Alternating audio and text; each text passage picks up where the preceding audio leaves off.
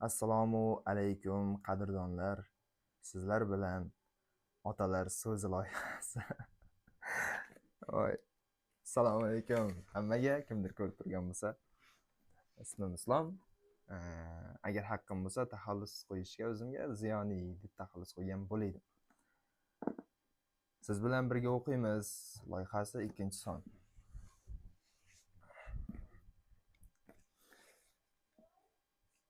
Taqvodorlikdan emas do'ppi yoki dinga bog'lanib ketganimdan emas do'ppi milliylik.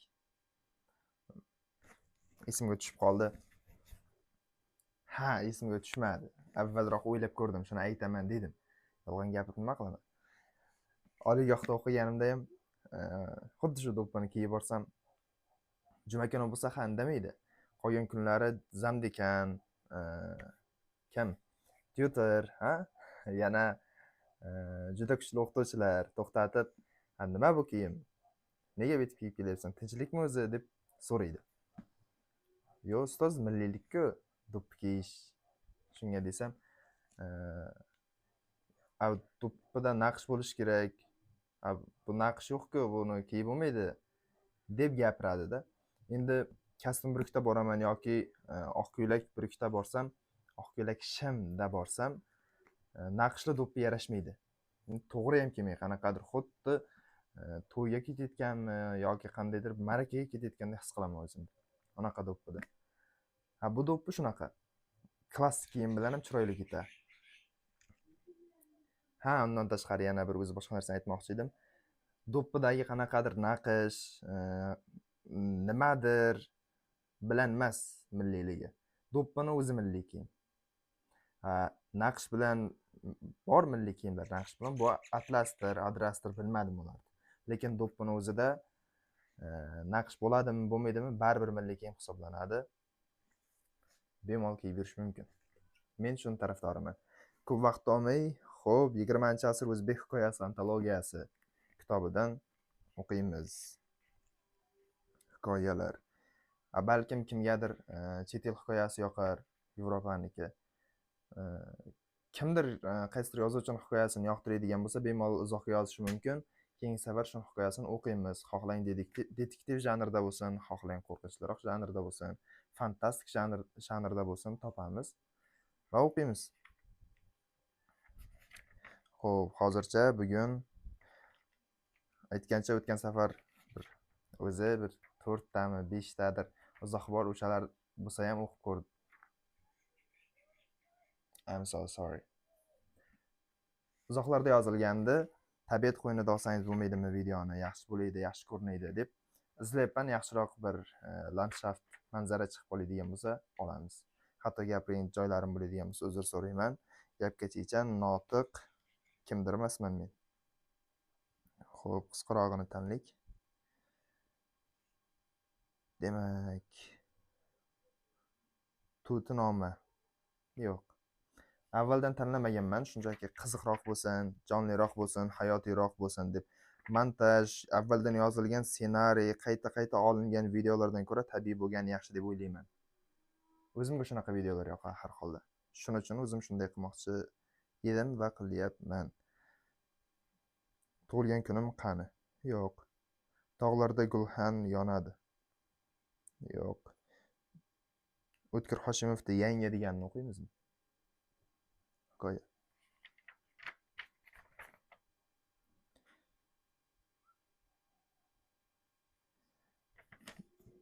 Bo'pti, O'tkir Hoshimovda Yanga degan hikoyasini o'qiymiz. 172-betdan 178-betgacha. Unchalik ochilgan. Bittada. O'tkir Hoshimovda o'zi haqida bir ozgina to'xtalib o'tamiz. O'tkir Hoshimov 1941-yil 5-avgustda Toshkent shahrida tug'ilgan. O'zbekiston xalq yozuvchisi. Toshdo'ning filologiya fakultetining jurnalistika bo'limini tugatgan. Ko'pchilik yozuvchilar qatori. Ilk kitobi Po'lat Chavandoz. Birinchi yirik nasriy asari Cho'l havosi. Odamlar nima derkin? Odamlar nima deydi? Konstainda aytib chiqyapti. Bu odamlar nima derkan 1965-yilda yozilgan ekan. Kitob o'qisak bilaykanmiz-da, o'qimasak qaydan bilamiz buni? konsta aytgan deb yuraveramiz yoki mirshakar aytgandek. Mayli, burilmaymiz. Shamol esaveradi. Qalbingga quloq sol, bahor qaytmaydi. Dunyoning ishlari, qissalari hamda nur borki, soya bor. Ikki eshik orasi, tushda kechgan umrlar romanlari nashr etilgan. Yozuvchining bir qancha asarlari ekranlashtirilgan. Xazon bo'lgan bahor, inson sadoqati, vijdon dorisi, to'ylar muborak, qatag'on kabi drama, komediya, bir qator kinossenariylar muallifi. Daftar hoshiyasidagi bitiklar kitobi ijtimoiy ma'naviy hayotda muayyan iz qoldirgan. Mehnat shuhrati, buyuk xizmatlari uchun ordenlari bilan mukofotlangan. 2013-yil 24-mayda Toshkent shahrida vafot etgan. Demak, boshladik. Yanga. Akmal qo'ng'iroq tugmasini bosishi bilan ichkaridan ovoz eshitildi. Ana, Akmalxon keldilar.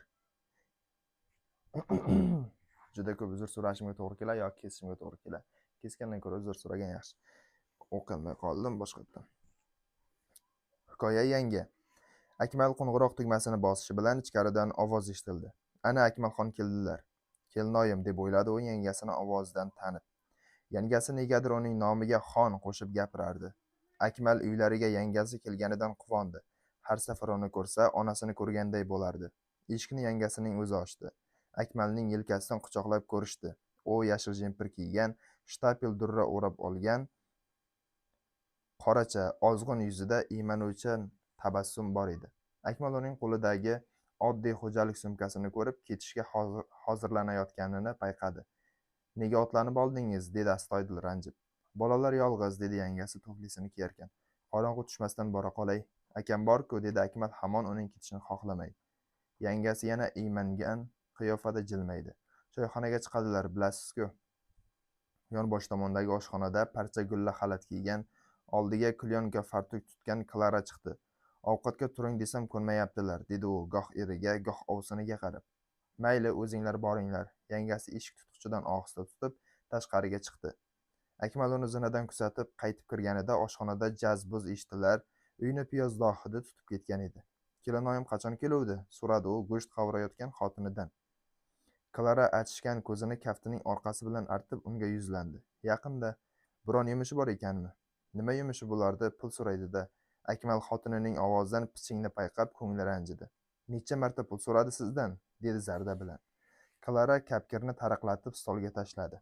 So'ramasa endi so'raydi. Bir marta bersangiz kelaveradi. Nima, bizning pul zavodimiz bormi? Klara oilasida yolg'iz qizligi uchunmi, kelin bo'lib tushgandayoq ovsinini xush ko'rmagan edi. Seksiya olib bu yoqqa ko'chib kelishguncha ancha mayda-chuyda gaplar o'tgan. Ularning ko'piga xotini sababchi bo'lganini Akmal bilardi, ammo indamagan edi. Hozir g'ashi keldi. Bizning pulimizga zor qaqshab qolgan joyi yo'qdir, dedi ovozi bo'g'ilib. Muhtoj bo'lgandir, biror narsaga kerak bo'lib qolgandirki so'ragandir. Nega muhtoj bo'lsin? Eri ishlaydi, o'zi ishlaydi, rejasi bilan ishlatsin. Klara gap tamom degandek indamay burilib, qozonini kavlashga tushdi. Ana shunaqa.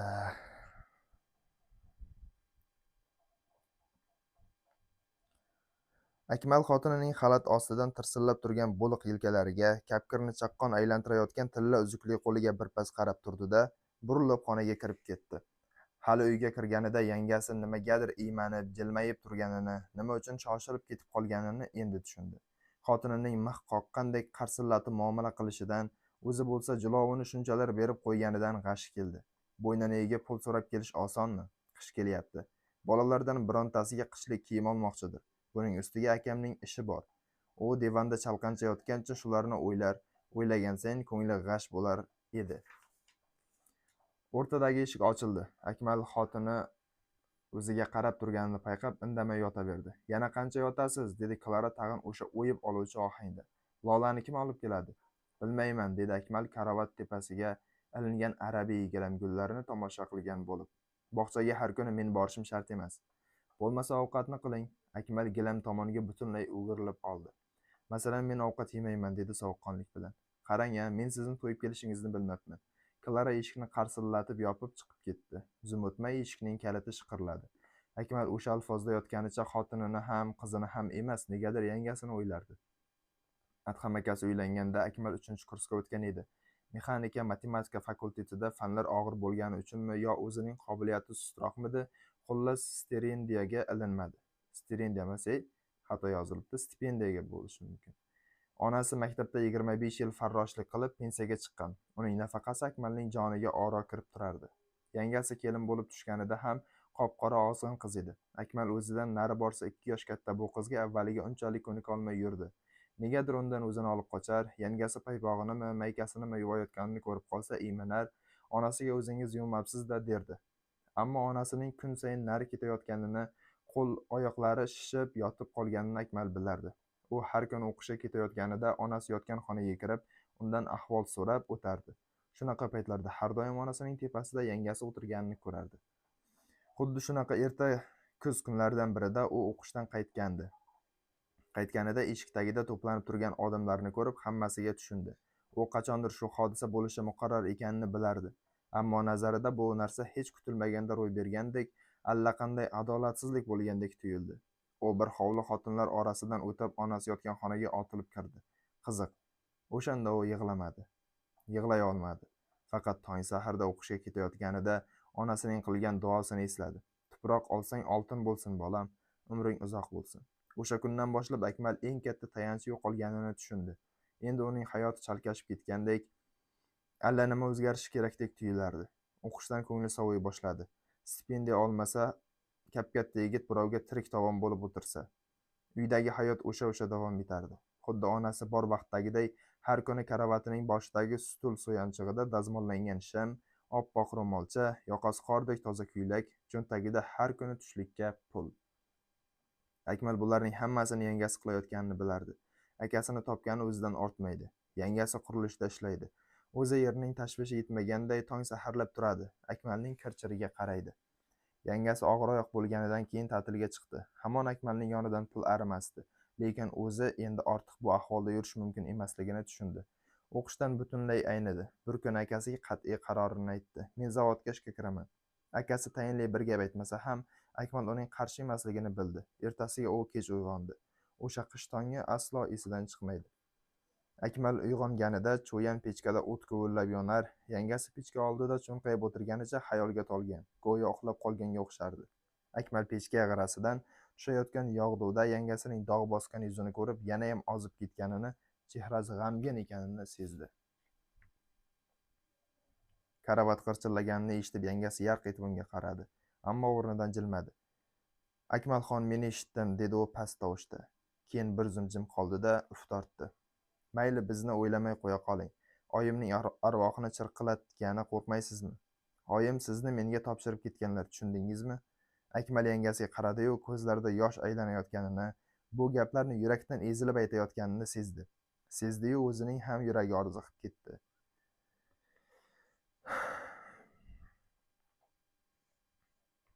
Yaxshi. Shu topda yangasining ko'ksiga boshini qo'ygisi, dog' bosgan yuzlarini silagisi, nimadir deb uzr so'ragisi kelib ketdi. O'shanda u mana shu yangasi o'z onasiday aziz bir odam ekanini his qildi. Mana, u o'qishni ham bitirdi. Bola chaqalak bo'lib, yangasidan ko'pdan xabar ham olmay degan bo'lib qoldi. Eshik kaliti shiqirlaganini eshitib, Akmal qaddini rostladi. Yo'lakda Klaraning tovushi eshitildi. Televizor ko'rasanmi, Lola? Hozir multik bo'ladi. Yo'q, dadamga boraman. Eshik ochilib, jamalak sochiga oppoq lenta taqib olgan Lola chopqillab kirdi-da, Akmalni quchoqladi. O'sha tomondan yana Klaraning ovozi keldi. Ovozi o'chsin. Qo'y, Lola, dadangga tegma, chaqib olasan. Akmal qizini yetaklab yo'lga chiqdi. Kelinoyim necha so'm so'radi. Oshxonaga kirib ketayotgan Klara haliyam o'sha gapmi degandek burilib qaradi. Nima edi? Tortib yuborsada chakkasidan. Akmal indamay yotoqqa kirdi-da, Klaraning pardoz qutisini ochdi. Ularning puli odatda shu qutida turardi. Oshxona tomondan tag'in Klaraning ovozi eshitildi. "O pulga tegmang, Lolaga shu olishim kerak." Ana. Kurtkayammas, ha? Shuba. Akmal indamay yo'lakka chiqdi. Tuflisining bog'ichini bog'layotganida tepasiga xotini kelganini ko'rib, qaddini rostladi. Klaraning rangi o'chib ketgan, nafis bo'yoq yurgizilgan bejirim lablari pirpirab turardi. Ularning bolasi bola meni bo'lganida meniki bola emasmi? Dedi u ovoz titrab. Nega bolaning nasibasini qiyasiz? Yo o'tkazib qo'ygan joyi bormi? Ovozingni o'chirasam yo'qmi? Dedi Akmal baqirib. Klara hayron bo'lganidan eriga tikilib qotib qoldi. Ana shu. Hozir bir eri Akmal aka baqiryapti, Klara opaga, yangaga qotib qolyapti. Bu shuni anglatadi, shu paytgacha baqirmagan yoki juda kam baqirgan. O'zi ehtiyot qilish kerak, ayol kishiga kam gapirish, qattiq gapirmaslik kerak, yumshoq muomalada bo'lish kerak, chegaragacha, ma'lum bir qaysidir chegaragacha. Undan o'tadigan bo'lsa, sal tarbiya berib qo'yish kerak deb o'ylayman. Bilmam, xohlasa yaxshi gap bilan chiroyli tushuntirish, qo'ldan kelsa chiroyli tushuntirish kerak. Bo'lmasa baqirib turish kerak har zamon. Ular laboratoriyada birga ishlashar, sevishib turmush qurishgan. 4 yildan buyon biron marta eri unga san demagan, baqirmagan edi. Ana. Obora qoling, dedi Klara yig'lamsirab. Bor yo'g'ingizni olib borib bera qoling o'sha gadoyvachchalarga. Akmal yana birdam tursa, katta janjal chiqishini bilib, eshikni qars etib yopib chiqib ketdi. Akmal ana shuni bekor qildi-da. Men aql o'rgatish emas, shunchaki fikr bildiramiz-ku, to'g'rimi? Janjal chiqishini bilib chiqib ketdi, deyapti-ku. Jahl chiqqanda aql ketadi, qizishib ketib nimadir bo'lishi mumkin. Lekin muammo bormi? Muammoga yechim topish shart, kerak, majbur hamma, ikki tomon ham. Mabodo o'shanaqa muammo bo'ladigan bo'lsa, bir shunaqa muammo chiqmasin, janjal chiqmasin deb ketsa, keyingi safar yana takrorlanadi, yana chiqib ketadi, yana takrorlanadi, yana chiqib ketadi. Hayotda qishloq sharoitida bilaman, bu boshi kichkina ko'rinadi, to'g'ri, er xotin kelishmay qolib, eri chiqib ketish. Keyinchalik kattaroq asoratlarga olib keladi. Juda yomon. Muammo chiqsa yechim topish kerak, suhbatlashib, gaplashib, urushib tortishib emas. Akmal shahar chekkasidagi hovlilarning temir darvozasini taqillatganda vaqt allamahal bo'lib qolgan, sutday to'lin oy pastak uy ro'parasidagi olchalarning sarg'aya boshlagan yaproqlarini allalar, mayin shabada esib turardi. Eshikni nimcha kiyib olgan yangasi ochdi. Tinchlikmi, Akmalxon? Dedi xavotirli ohangda. Chamasi Akmalning vajohatidan jahli chiqib turganini payqagan bo'lsa kerak. O'zim, Akmal ichkari kirib gapni ataylab boshqa yoqqa burdi. Akam keldilarmi? Hali kelmaydilar. Bolalarni endi uxlatuvdim, yuring. So'rida o'tira qolaylik, dedi Akmal olma tagidagi temir panjarali so'riga imo qilib. Chorpiya demoqchi. Yangasi uydan darrov ko'rpacha olib chiqdi. Akmal chinniday qilib supurilgan hovlida yurib borarkan, dimog'iga gup etib rayhon isi urildi. Bu xotinga allanechuk qadrdon, erkalovchi tuyg'ularni eslatdi. Onasi har yil rayhon ekar, rayhon fayzli bo'ladi bolam, deb qayta-qayta takrorlar edi. Chindan ham mana shu hid butun hovliga qandaydir osoyishtalik baxsh etganday bo'lardi. Akmal so'ridagi ko'rpachada yonboshlab atrofni kuzatdi. Loy tom ustidan shefer qoplab uyining zamonaviylashtirilganini aytmasa, hech nima o'zgarmagan edi. O'sha ikki uy, bir ayvon, ustundagi uzun mixga bir tutam isiriq ilib qo'yilibdi. O'sha kaftagina ozoda hovli, bo'yra bo'yi joyiga ekilgan rayhon, olma shoxiga ilingan lampochka, o'sha so'ri, so'rining shundoq yoniga 2 dona olma tushibdi, sap-sariq. Oshxona tomondan yangasining o'tin yorayotgani eshitildi. Akmal o'girilib qaradi. Yangasi hovli tagidagi oshxona eshigi oldida cho'nqayib o'tirgancha o'tin yorardi. Bu tasvirdan ham bilsak bo'ladi, yangasiga akasining munosabatini qanaqa bo'lyapti. Qo'ying, kelinoyi, men ketaman, dedi Akmal. Yangasi hozir dedi-yu, ishini qilaverdi. Qiziq, oshxona ham, uning yonboshida devorga tirab tiklangan tandir ham o'sha o'zgarmagan. Tandir ostiga xuddi o'sha kezlardagiday o'tin taxlab qo'yilgan edi. Bir mahallar Akmal bolalik chog'ida onasi shu tandirda zog'ora non yopar edi. Tandirdan chiqqan birinchi zog'oraning yarmisini ushatib, sopol piyoladagi sutga to'g'rab berardi. Akmal dunyoda uvitilgan zog'oradan lazzatliroq taom yo'qdek tuyulardi Akmalga. U hozir ham o'sha lazzatli non ta'mini sezganday yutinib qo'ydi-da, sekin entikdi. Erta kuz kechasiga xos chuqur sukunat cho'kdi. Faqat onda-sonda bir shamol kelib, olma yaproqlarini duv to'kib ketadi. Keyin yana sukut quyiladi. Olisdan teplovoz tovush keldi. Guldirab o'tayotgan poyezdning bir me'yorda guvillashi eshitildi. Ovoz pasaya-pasaya tinib qoldi. Bu tovush Akmalga yana bolalik damlarini eslatdi. Bir vaqtlar mana shu so'ri o'rnida supa bo'lardi. Onasi yotir chog'ida ko'loblatib suv separ, butun hovlini rayhon hidi tutib ketardi. Akmal onasi bilan Adham akasining o'rtasida ko'rpadan boshini chiqarib onasiga tikilib yotar, uzoq vaqt uxlamay xayol surardi. Akmal ishchi batalyoniga ketib, o'sha yerda vafot etgan otasini eslay olmas, ammo onasining bir gapi go'dak xotirasiga o'rnashib qolgan edi. O'lgan odamning joni osmonga chiqib yulduzga aylanib qolarmish. Akmalning nazarida osmondagi eng yorqin yulduz otasining joni bo'lib tuyular. O'sha yulduzga uchib ketgisi kelardi. Hozir ham negadir o'sha tuyg'u yuragini qamrab oldi. O'sha bolalik damlarga bir zum qaytgisi keldi. Laboratoriyadagi murakkab tajribalar u Klaraning injiqliklari ham, bugungi dulsiyohlik ham, hammasi bachkana, mayda narsalar bo'lib ko'rindi. Qaniydi onasi tirilib kelsa-yu, bir kecha shu so'rida osmonga, yulduzlarga, to'lin oyga tikilib yotsa. Bir qo'lida choynak, bir qo'lida tuxum qovurdoq ko'targan yangasi temir zinalardan chiqib keldi. Akmal qaddini rostlab o'tirdi. Yangasi non shatdi, choy quydi. Akmal ishtahasiz bir tarzda non kavshar, gapni nimadan boshlashni bilmay taraddudlanardi. Tayin gapi Klara pulimiz yo'q degan edi. Endi nima deydi? Xotinim sizni aldagan ekan deydimi? Asqar katta bo'lib qolgandir, dedi u anchadan keyin. Yangasining yuziga tabassum yugurdi. Ha, 5 bilan o'qiydi, dastyor bo'lib qoldi. U bir lahza jimib qoldi-da, yana jilmaydi. Bu yil Laylo ham maktabga boradi. Bir lahza jilmayishi farzandlarining katta bo'lib qolganidan quvonayotgan ayolning ishi. Holidan darak. Jim bo'lib qolgani xarajat kutyapti oldindan. Eri choyxonada balkim ichib kelar, ichmas, kundalik ishlarga qarashmaydi, o'tini yorib bermagan ma'ni. Shunaqa hol. Akmal birdan bahona topilganiga suyunib ketdi. Shunaqami? Qarang, darrov maktabga boradigan qiz bo'lib qoldimi? U hamon kulgancha asosiy maqsadga ko'chdi. Layloga bironta sovg'a olmoqchi bo'lib yuruvdim. Hali durustroq gaplasha olmadik. Klaraning xabari yo'q. Bugun men oilaga oluvdim. U cho'ntagidan pul chiqarib, dasturxon chetiga qo'ydi. O'zingiz bironta qishlik kiyim olib berarsiz, kelinoyi. Akmal yolg'on gapirayotganini, gaplar suniy chiqayotganini bilib to'xtab qoldi. Yangasi yarq etib uning yuziga qaradi. Rahmat Akmalxon, dedi yangasi ohista tovushda. Uning ovozida zarda ham, o'kinch ham yo'q edi. Bolalarning kiyimi yetarli, dedi u dasturxon popugini o'ynab. Boshqa narsaga zarur bo'lib qoluvdi. Bilasiz, indingi oyim vafot etgan kunlariga 10 yil to'ladi. Shunga uzoq yaqin, voy. Yo'q ey.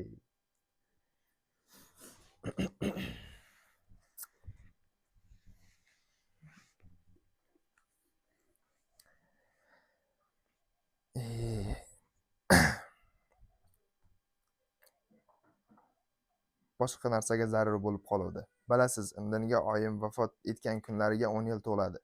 Shunga uzoq yaqin qarindoshlarni chaqirmoqchi edik. Ozroq yetmay turuvdi. Akmal seskanib yangasiga qaradi-yu, haykaldek qotib qoldi. Yangasi hamon dasturxon popugini o'ynab o'tirar, chamasi hozir hamma narsani unutib, qaynonasining xotirasini o'ylar edi.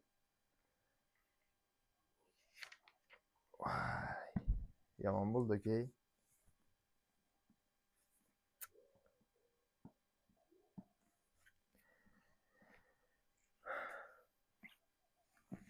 Mayli.